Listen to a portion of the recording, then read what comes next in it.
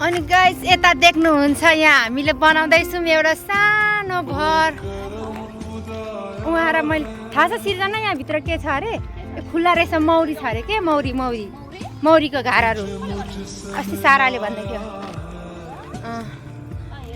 हेर्नु होला गाइस म तपाईँलाई आज खुल्ला रहेछ हाम्रै घर भए पनि थाहा थिएन। यहाँनिर म तपाईँहरूलाई मौरी देखाउँछु। यहाँ कतारमा आएर मौरी कतारको मौरी कस्तो हुँदो रहेछ भए फाल्टै हुन्छ कि नेपालको हेरी। यो भित्र देख्न सक्नुहुन्छ म तपाईँहरूलाई मौरी देखाउन लागेको छु। अब हेर्नु होला गाइस मौरी कस्तो छ। फेरि भरे फेरि चोरको आरोपमा मामा घर जानुपर्छ र भित्तामा छ अरे हौ। यहाँ लगिसकेछ। यहाँ पाल्नु त टक्स मार्दैन होला। देख्न सक्नुहुन्छ हामी भित्र आइसक्यौँ।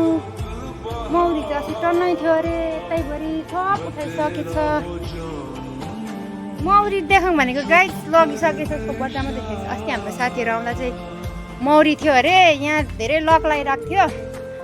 आज चाहिँ खुल्ला रहेछ। यहाँ हेर्नु मौरी पालन यस्तो जरी हुन्छ कतारमा। हमारा घर होइन।